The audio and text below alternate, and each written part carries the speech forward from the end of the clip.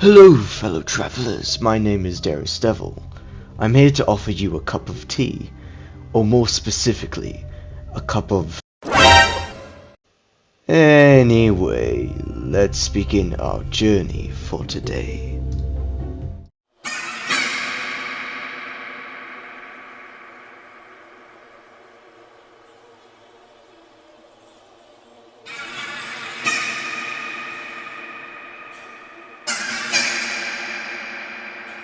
Alright, I'm going to give this game credit. The way it followed on from Fnaf 1's lore with the missing children's incident was great. The game did offer clarification to those events, gave it more context, it conveyed it, pretty well. There is no point in this game's lore that I felt it was unsolvable or didn't make sense, like, the Midnight Motorist, the Blob, everything about Fnaf 4. There was a story being built, a timeline. Fnaf 1 gave hints to it. This game expanded on it by so much, adding brand new lore as well as such as a Fredbear's Family Diner, the Purple Guy, the first victim. In a way, I was sort of wrong in the last video, because you can consider Fnaf 2 the foundation of the lore. The Easter eggs in Fnaf 1 get evolved into actual pieces of the puzzle. The main character, the puppet, has become, one of the most fan favorite characters in the series. So, I think it's an absolute win. Anyways, moving forward.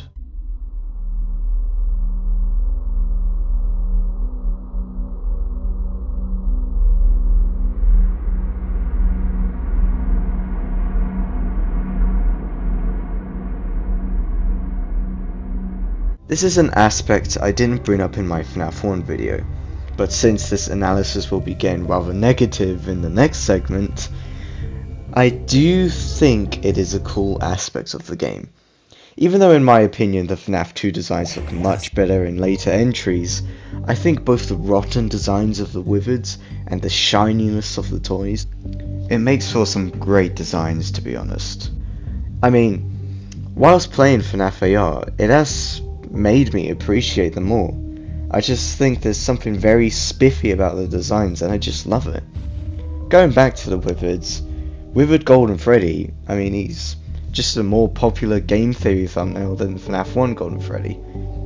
Do I think the wizards look better than the OG FNAF 1 characters? No, but I would say both sets are, very, very good. It all really comes down to personal preference, and I think both sets are fantastic. Well, to be honest, I think all the designs of FNAF are fantastic. FNAF 1 2 Security Breach. It's all about personal preference.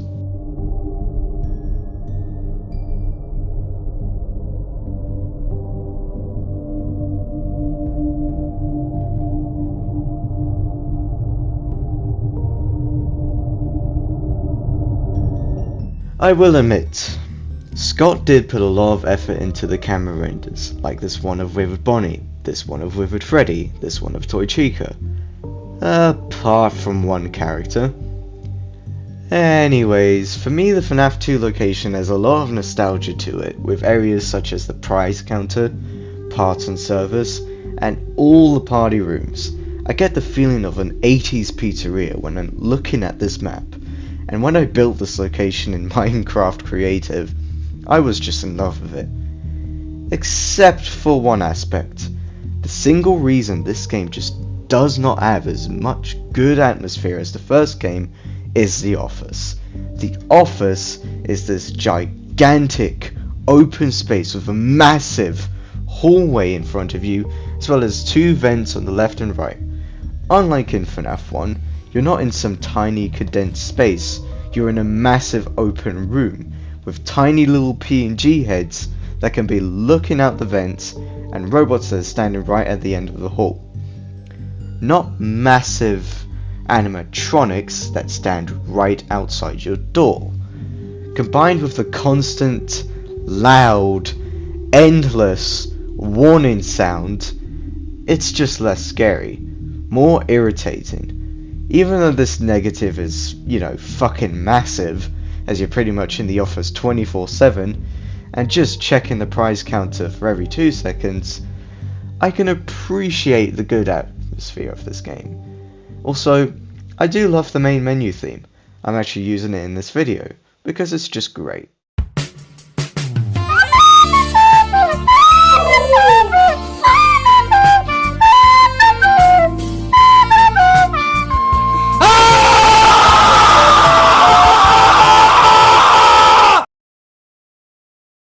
The gameplay of Fnaf 2 is the worst fucking game I've ever played in my entire life. It is incredibly tedious.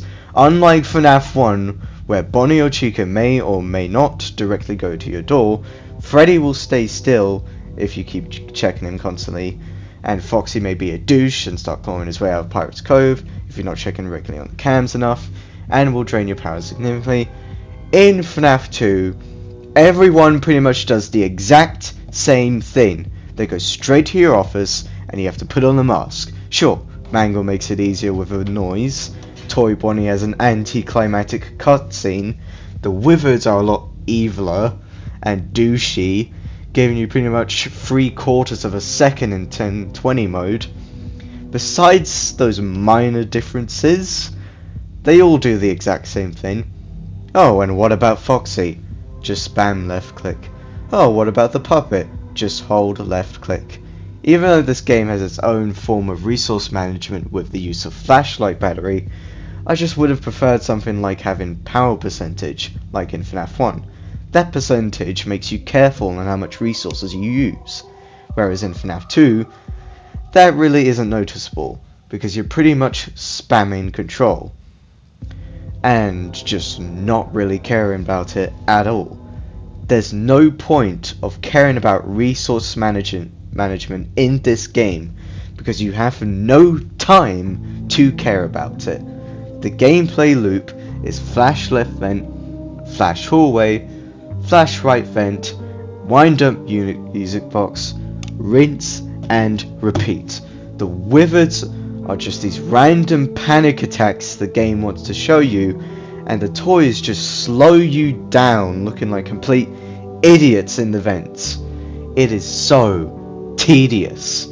During night 5, mind you, this is nowhere near the pain of 1020 mode, I was pretty much just making angry groans every time something happened.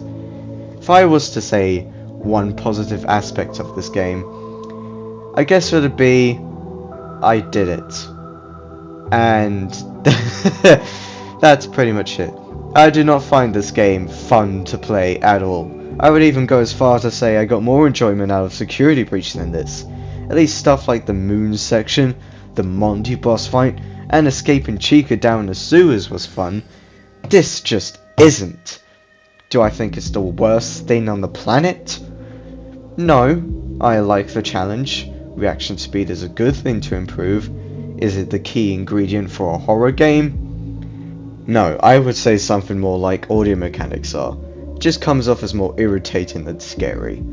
There is pretty much no calculative or strategic thinking when it comes to this game. It's just an endless cycle of nonsense that just blows up in your face every single fucking, 5 seconds. It is not scary, nor is it enjoyable. It's pretty much a chore to play this fucking game.